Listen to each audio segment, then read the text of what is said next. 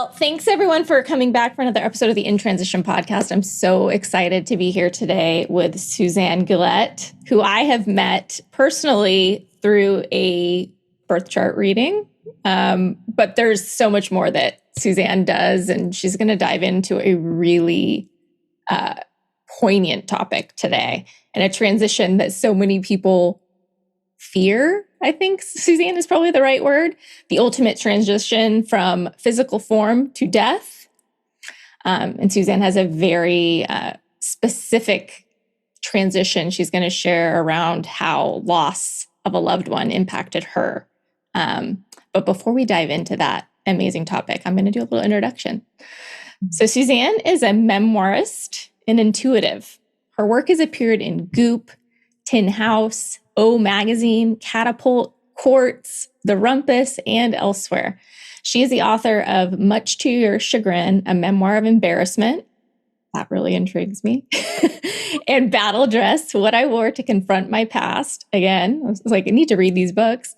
A long-form essay about reckoning with decades-old sexual violence. She conceived, produced, and performed In Moving for You, a tribute to empathy, a short film directed, shot, and edited by Austin Weidman, made in homage to a collection of other stories of grief and loss. She's currently working on a memoir about self-trust, synchronicity, and healing from trauma. Since childhood, Suzanne has been an empath and also receives intuitive messages via sight, clairvoyance, sound, clairaudience, and knowing, claircognizance. In her late 20s, she began consciously developing her intuition, including through the study of astrology and tarot. The tragic loss of a close loved one, which we'll talk about today, has had a big influence on her intuitive practice.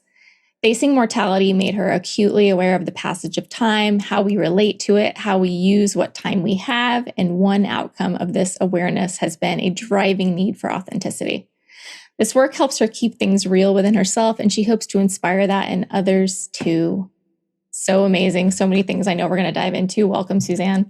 So excited to have this conversation. Thank you for having me. Of course.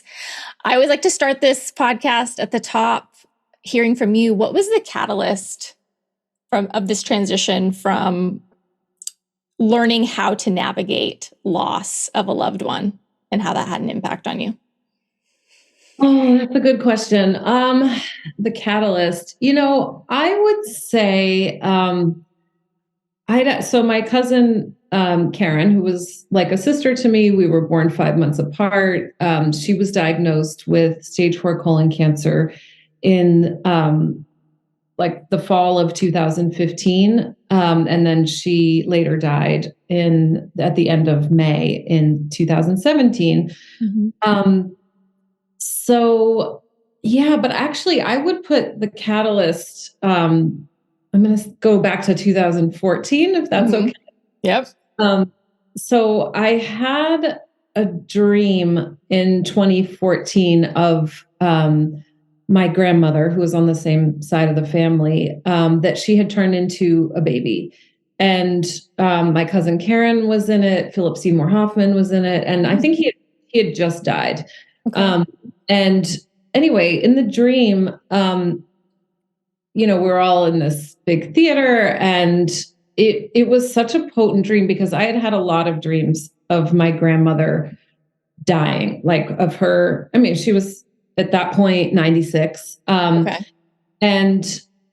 But this one of her turning into a baby felt really prophetic. And I woke up and I thought, okay, she's going to die soon. And which, again, her age, not that out of the realm of possibility. But she had recently decided she'd had some physical issues. So she'd gone to live with my aunt and uncle. But after a time there, she said, okay, I want to go back and live on my own. And so she just had transitioned back to independent living. Okay. She was very, fiercely independent. And so she really showed no signs of slowing down. She was still all over her blinds and the folding the sheets on the bed and all of this stuff. Anyway, for whatever reason, it just seemed very clear to me, like, oh, she's going to be crossing over. And sure enough, a short time after that, she said, maybe I need to go into a nursing home, which for someone like her, she was very, very strong willed, very independent. It really seemed like, okay, well, she's kind of signaling. Mm-hmm. Um, and 3 weeks after that, she began the active dying process. So it was pretty Wow. quick. But even, within that 3 weeks, my cousin Karen and I had gone up to stay with her, or no, we didn't stay there, but to visit her that first weekend that she was there. And she was still, every bit of Spitfire. She was cracking jokes. Hmm. Sorry, actually, let me. Um, and so, anyway, and very shortly after that, she had a medical event, and it, seemed clear that she was going to be passing soon. So my cousin and I went up, and we got a hotel, and we stayed there for about a week, and just, visiting her every day, making sure she was okay. And right up until the very end, she was still like really funny. I mean, she was Still had her wits about her. Oh, yes. Yes. Still talking, still cracking jokes. But the very last day, she was Catholic and devout Catholic, and she'd always wanted to die on a Sunday. And so Sunday comes around, and, it was clear that that she would be dying very soon. And so a lot of family, had gathered and to say goodbye and be with her when she passed around, her deathbed. Mm-hmm. And, I think that was the first time that I'd been at someone's deathbed. And it takes, like, the dying process takes longer than we expect. If you've never experienced that before, the organs are shutting down. I mean, really looking back, it was all pretty quick, but it wasn't like, like instant. And so she was still holding on. And at one point I went outside and I started to pray, and just, I could reaching out to every, to God, to the angels, to other deceased relatives, like, please help her make this transition in peace. And all of a sudden I got hit by this feeling of ecstasy. And it was really bizarre. And I said, oh my God, she's going to go really soon. So I ran inside, and the nurse was coming out of her room, and she said, oh yeah, she's great. She's doing great. And I was like, okay, well, I don't know what that was. And 10 minutes later, or even less than that, it was very quickly, it became clear, that she was going to die very soon. So we all gathered around her, and it was really beautiful and really powerful in so many ways. And I think, she had lived a great life. She had 6 kids. I should know how many grandkids she has, but she had a big, Okay. And so anyway, I just couldn't, quite make sense of that. What was that ecstasy? And to me, my interpretation of it was, oh, she's crossing over. And she always used to say, because her husband, my grandfather, died young. And when, I don't know if he was 50, I don't know how old she was, but in any case, she always used to say, I can't wait to see Grampy in heaven. I mean, she'd been talking about dying for as long as I could remember. We'd go to the doctor's office, and she would say, oh gosh, is it time to kick the bucket yet? Like, she was She's not afraid of it. No, not at all. And kind of, she'd had my aunt had died. So she would talk about seeing her loved ones, her parents, her brother, her aunt Alice. But she always used to joke, when I finally make it up to heaven, Grampy's going to say, like, who's this old hag?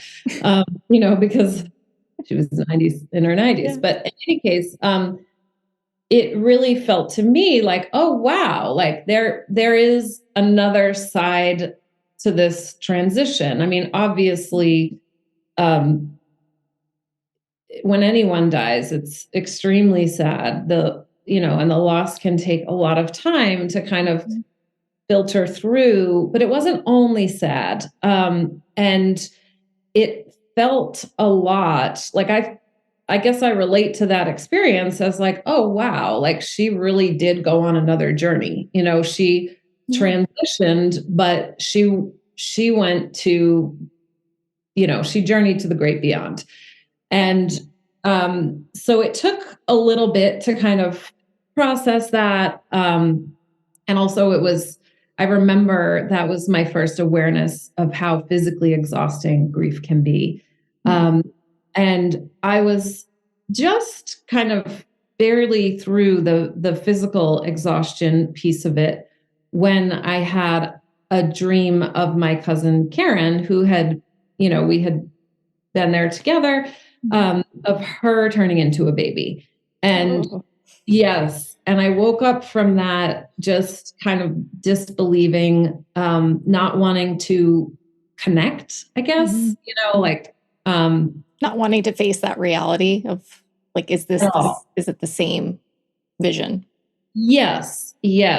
And so I didn't have the same clarity that with my grandmother, it was like, yeah, obviously. With Karen, I kind of pushed it away. And I even told her because, God bless her soul, she would always listen to my dreams. Most people don't like listening to other people's dreams, but I'd be like, I had this dream and this dream.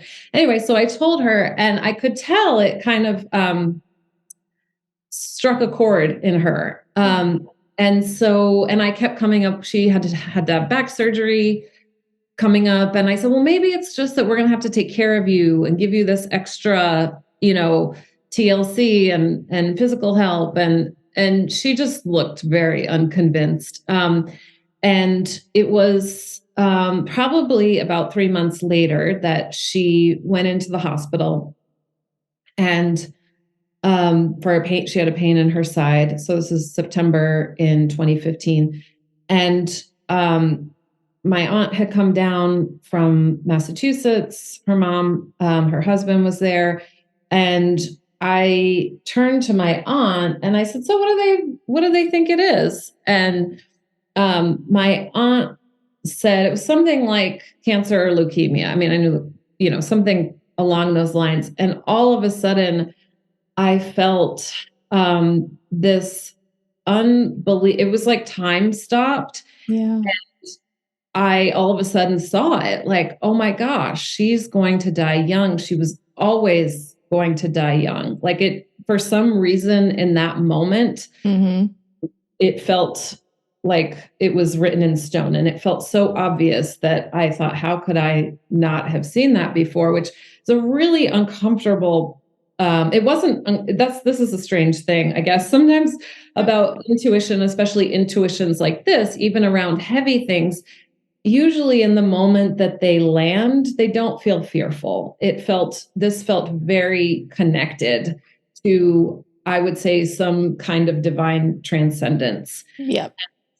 That lasted, I don't know, probably only a few seconds. And then I was like, oh my God. And it was really uncomfortable because we're all hanging around and it's not cancer, yeah. And so, and a few days later, she was diagnosed with cancer. And so that, there's like always, there are transitions within transitions too, right? Yeah.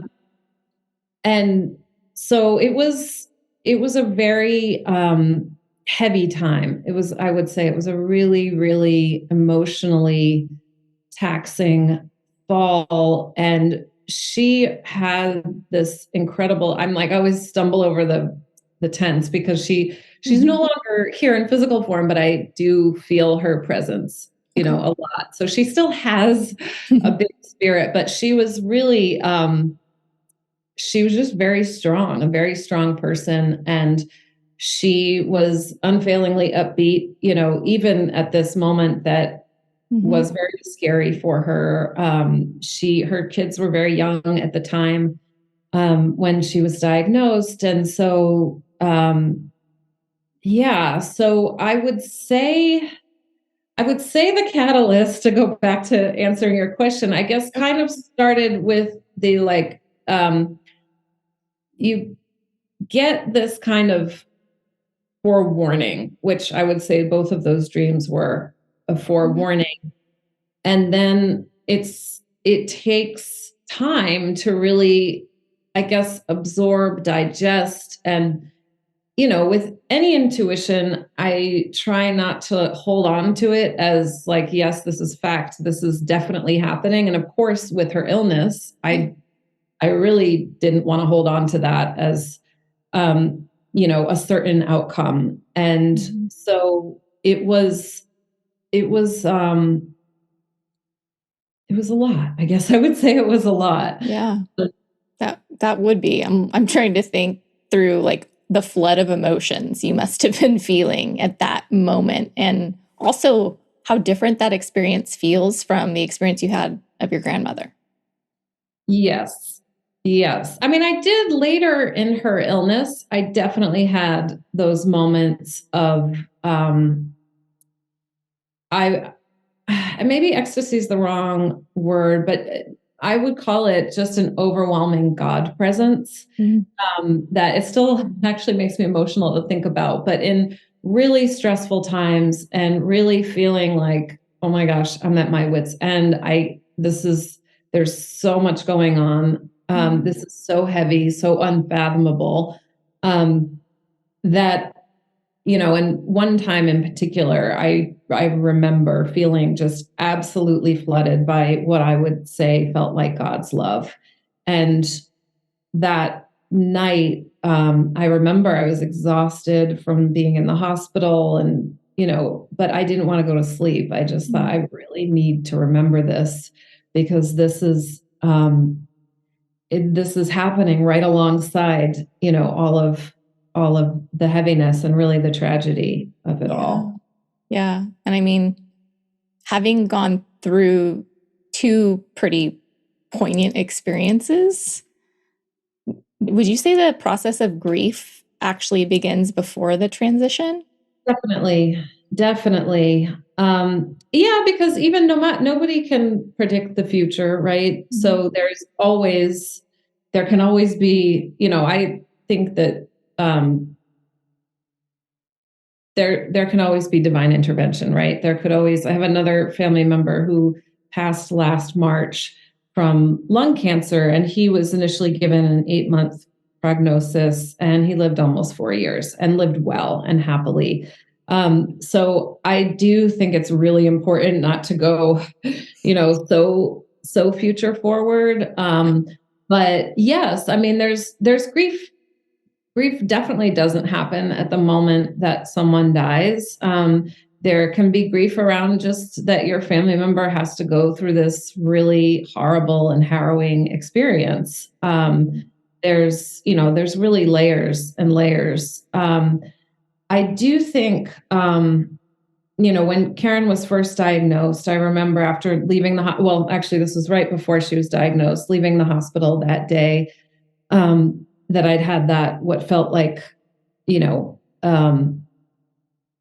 truth. I just remember crying like all the way home. That's the best part about New York City, is that you can cry on the street and No one cares. And so I cried all the way home. And then after she was diagnosed, I went back to my apartment, and my whole bathroom ceiling had caved in. Oh my gosh. Yeah. And I thought, wow, that's kind of bang on, universe. Yeah. It feels like my world's crumbling right now. Yes. And my home, Karen, I consider she was like my home, having known each other literally since we were babies. And I really just took for granted that we would go through every age and stage together. And so, yeah, that felt pretty apt. And then I remember calling a grief counselor. So this was 3 weeks before she died, and her doctors were incredible, and they were still trying to do whatever they could to keep her alive. And initially, they thought, you can live with this like a chronic disease, which, happens. But I just kept, like, she was losing weight, and I was just remember being so racked by fear. And so I called I found like a grief support group, and I called the therapist who ran it and said, I think I need to join. Do you have an opening? And she said, well, you can't. She's still here. And I Like, said, yes. yeah, but it's going to be any minute. And she said, well, our rules are you can't join until after she died, which of course I understand. That's like a different experience for the people who are already in the group. But it definitely kind of, it felt very lonely. It definitely felt very lonely because you don't want to grieve a person while they're still here. And you also don't in front of them. Well, absolutely. And I didn't want to burden her, with my own emotions around this. But yes, I would say grief is, my experience of grief is that it's very unpredictable. Yeah, I'd imagine. And it's different for everyone. I've experienced a number of people who have lost people in their life. And I don't feel like there's ever a one size fits all approach to grief. And it depends on the person they're losing too. Like I have friends that have lost multiple people and they react one way to one person they've lost in a completely different way to another. So I think we just have to honor ourselves in the process. Absolutely. It's so personal. It's so personal. And, yeah, everybody responds in different ways. Everyone has different needs. Everybody has different belief systems. I mean, it's important, I think, to give people a wide berth. And just because I remember after Karen died, I got on like a grief support group, and I just remember seeing these messages like it never gets better. It's always going to be this heavy. And I had a real resistance to that. I thought, I'm actually already very decimated on a soul level. Like, I don't think I don't need that energy. Yeah. Yeah. But in some ways I can, like it'll be 6 years this May. And there are some times where it just comes out of nowhere. And I feel like, oh my gosh, it feels like she just died that morning. Yeah. Can come in waves, I'm sure. I'm fascinated by this whole idea of like the difference between how we process this transition, being someone who's witness to someone else going through it versus the person who's actually going through it, knowing, and what your experience of that was. And was there a difference between your grandmother and your cousin? Well, yes. There was definitely a difference. I think just their ages alone make it a completely totally different kinds of death. Yeah, I mean, as a witness, I always think of that, or with Karen especially, that line, which I think I sent you from E.E. Cummings, which whatever we lose, like a you or a me, there's always ourselves we find in the sea. And so, there were a lot of moments, especially the last months of her life when she was in and out of the hospital, and there was so much to do. I mean, I would come in the morning and the nurses with my like track shoes on, and the nurses would be like, you again. And then all of a sudden, the next thing you know, the whole day has gone by and I've literally been racing from here to there. So there's not a lot of time to think about, usually like in the moment, any of the bigger picture things. And especially because, at that point I felt that the time with her was so precious that I just wanted to be as present as I could. And yet I can remember times where being in the middle of, running around, and I would have this awareness that would just kind of crop up like, oh, there's a lot that's going to come of this, like personally, that, this loss is going to untangle a lot of knots. And I had no idea what that even meant or why I was thinking that, at the time. I don't know. I mean, I think that in retrospect, things kind of, make more sense. But was that your question about witnessing? I'm not sure I answered that. Yeah. I mean, if the experience of grief is different for the people witnessing versus the people that are actually going through it, like for your cousin, Yes. what was Well, she experiencing? of course. Well, I mean, I wasn't, I was with her a lot, but Mhm.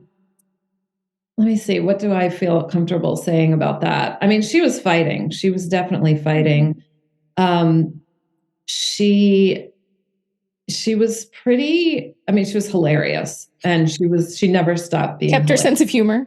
Yeah, she absolutely did. And I remember, very close to the end of her life, and she was going to be discharged back home, and they said, let's have a meeting. And, and they said they delivered really bad news, which is they said, okay, so you need a home health aide to be with you.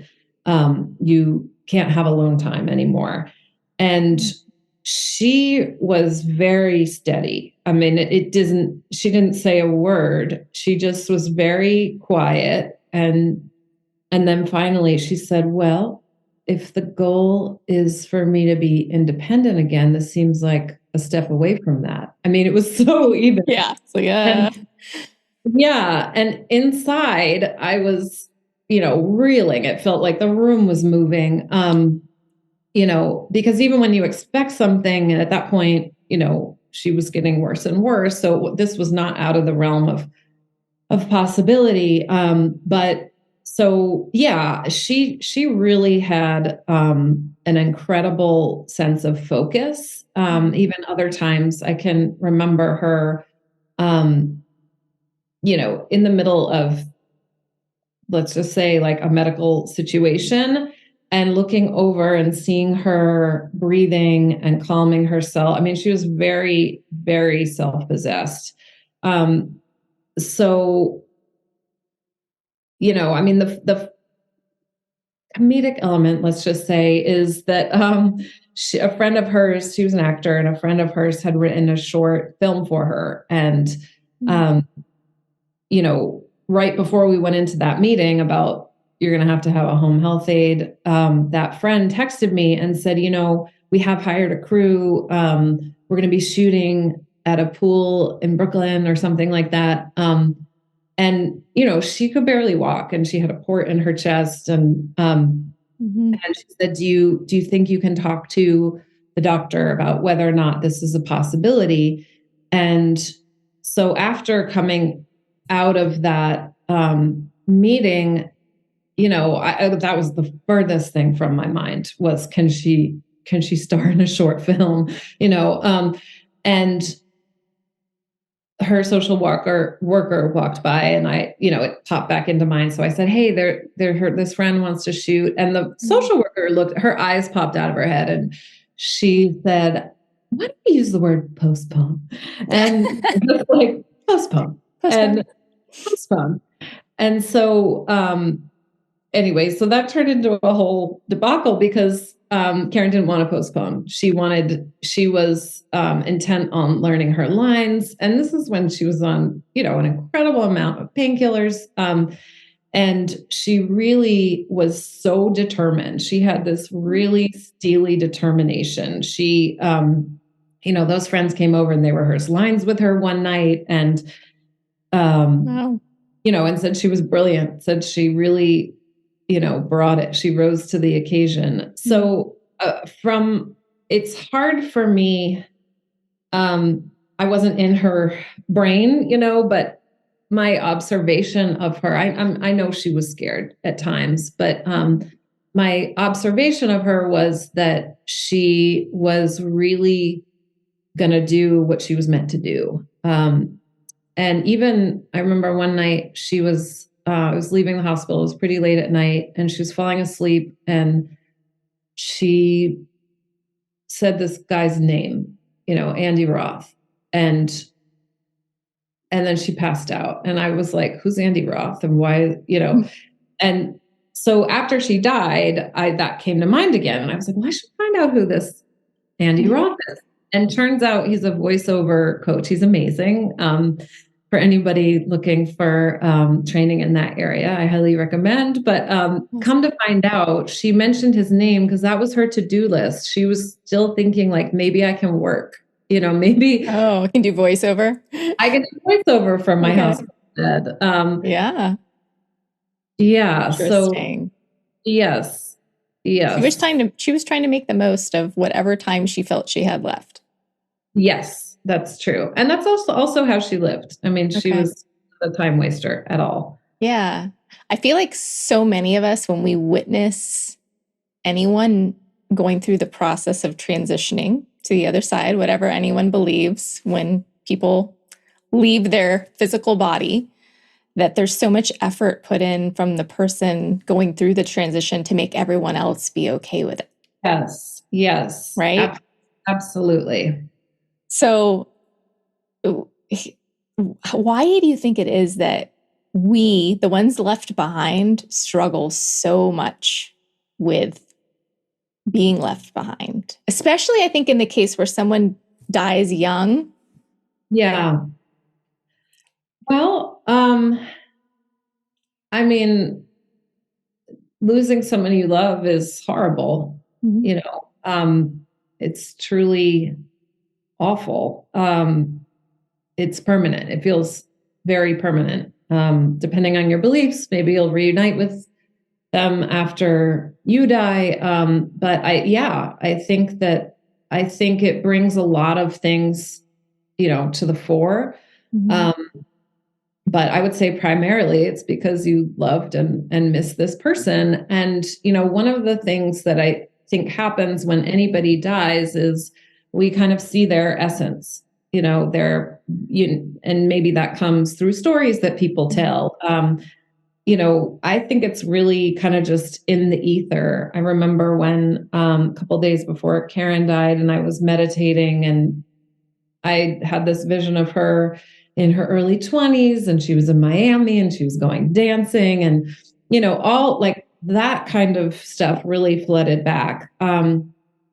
Very different to how her body was at that point. And she was, but I do think, every one of us has a unique spark and there's no replacing a person that you love.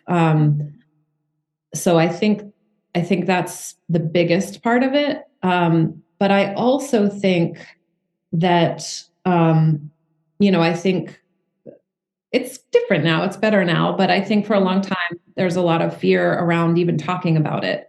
Yeah. And so that kind of denial of mortality. And there's a great book, which some of you might have heard of, The Denial of Death by Ernest Becker. So he came out in the 70s, I think like early 70s, and then he died soon after he wrote that book. Oh, wow. But it's such a fascinating book. And I mean, I read it a really long time ago when I was in college, but it really made an imprint. And one of the things he talks about is how, being born and dying, that's maybe those are the two big things that we all have in common. And yet there is this hesitance or reticence to actually grapple with that in a kind of real way. Not for everybody, obviously. I mean, I think people who if you're losing a loved one and you're watching them grapple with their mortality on some level, it's also going to stir up some feelings in the witness about that. So yeah, I mean, I think it's a liberating thing to talk about because it's real. And I think it does place an unfair burden. The kind of hesitancy to really go there places a burden on if you have an ill loved one who's dying, it would be nicer, I think, if as a whole we were all a little bit more comfortable with something that's inevitable. Yeah. I mean, it is inevitable. Yet it's such a struggle to deal with. But yet, like you said, I think there's some shift occurring. I'm seeing more and more people interested in how to navigate that transition in a more graceful way. Like, we have death doulas now. Yes. That's the whole thing. I have a friend who's interested in becoming one, or at least learning about it, because she's like, how great would that have been for my mother or anyone I've lost to have that resource, and for us to have that resource too. Like, it's not this big thing to fear. There's so much fear around it. Yes. And to ease any of that for anyone involved, I think is such a beautiful way to approach it. Right? Yes. Oh, it is. It is. That's definitely God's work. Yeah. Oh, one thing I wanted to say when you were asking, sorry, I'm skipping back. Yeah, go for it. When you had asked what the experience was like for Karen, at one point, this was a couple of months before she died, I was rubbing her feet. She was in a hospital bed, really uncomfortable. So I'm rubbing her feet, and she turned to me and she said, so Aunt Ellen just gave me a foot rub. And Aunt Ellen had been gone for 20 something years at that point. And I said, no, that was me. No, I did that. And she said, no, it was Aunt Ellen. And so she started talking more about our deceased loved ones. My mother went to see her and she called her Ellen. She was, and I don't think it's because she was confused. I think that on some level, the veil was very thin. And at one point, she had said to me, she said, I met my team on the other side, and I want you to know it's real. She said, it's really real. And that was not like her. I mean, she had a very strong intuition herself, but it really wasn't something that she talked about. And that really stood out to me. And I 100% believed her. And I do think that that's something that happens, that, there can be like a crossing over before the crossing over. Yeah. And the way she said it, I mean, she was such a doer. It kind of hit my funny bone, because it was almost like, so I've been to HR in heaven and I have a job. Okay. Good, but it did seem to comfort her. It really comforted her. So they're putting things into place for me. Yes. They're preparing for my arrival. Yes, exactly. There is like something kind of, I don't know, it puts you at ease a little bit thinking about that. Like, there's a reason for everything, and there's a welcoming party waiting for me. Yes. I'm starting to see people from the past. Yeah. Or your angels, because I hear like people talking about that all the time. Like, I've seen my angels have visited, and you're like, okay. So they're seeing something. Yes. It's easing their transition, I would imagine. Yes. I mean, yeah, go for it. Oh, you go ahead. No, I was just going to try and tie back in like the being a clairvoyant and intuitive in this whole process, and how your experience, I'm sure, is very unique, because you're seeing things, you're feeling things at a certain level. And I'm curious if that at all, was that a hindrance or something that was really beneficial to you going through the process? It was different at different times.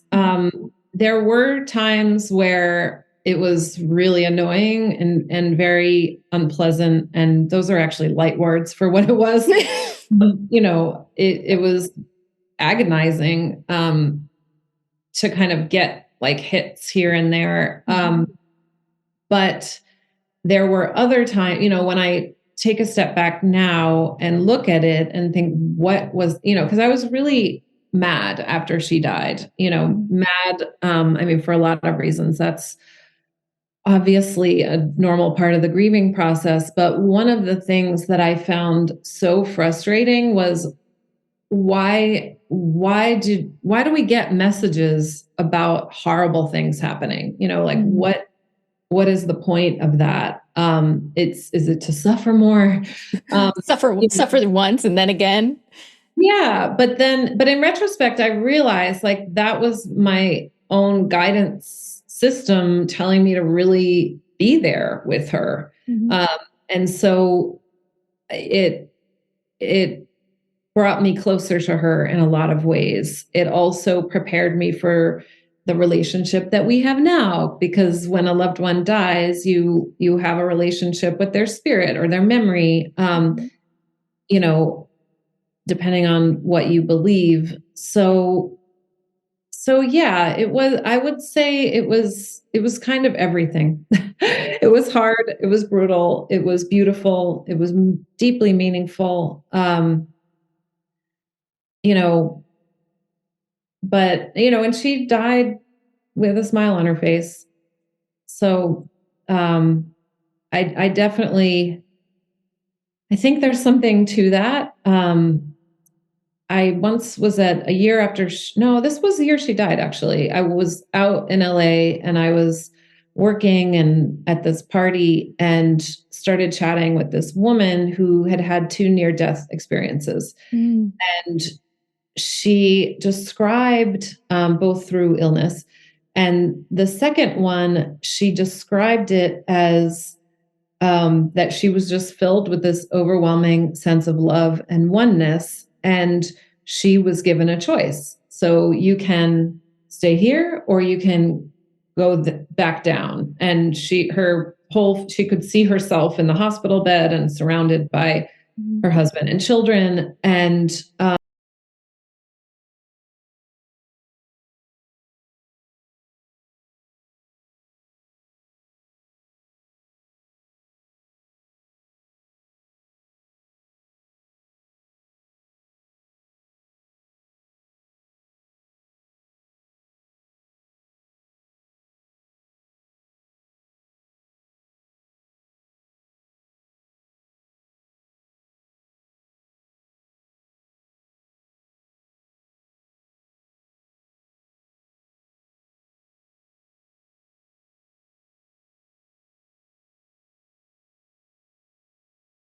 Any part of what you heard, please, please, please do us a favor and follow the podcast so you never miss an episode. And if you're willing to go a step further, we would love for you to leave us a review and send this episode to a friend that you feel would be served by it in any way. We are so excited to finally share more about Catalyst, the community we are building in conjunction with this podcast. Our mission with Catalyst is to create an authentic, safe, and inclusive space for heart-centered, growth-minded, multi-passionate women to navigate their life's transitions, all by building meaningful relationships, learning from one another, and growing into the best version of themselves, and maybe even making the world a little bit better in the process. If you're interested in becoming a founding member of Catalyst, we would love to learn more about you and have you apply at wearecatalyst.social. Check it in the show notes. We only have a limited number of spots for this founding member round, so be sure to get your application in soon. Again, the website to apply is wearecatalyst.social. We look forward to the possibility of getting to know you on a deeper level and supporting you in navigating your life's transitions. We cannot wait to have you join us for the next episode. Until then, we encourage you to lean into your community and embrace the growth that inevitably happens when you're in transition. See you next week.